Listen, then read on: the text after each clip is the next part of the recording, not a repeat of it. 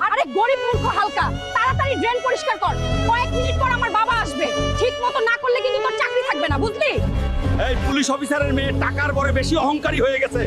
এই অহংকার আমিই ভেঙে দিব আর সবাইকে দেখিয়ে দিব বড়লোক হয়ে।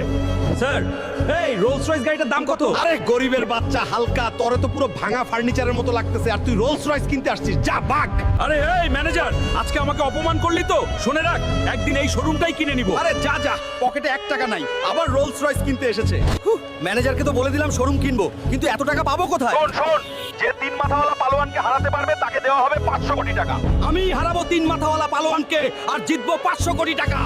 এরপর পুলিশ অফিসারের মেয়েকে আমি আদব কায়দা শিখাবো।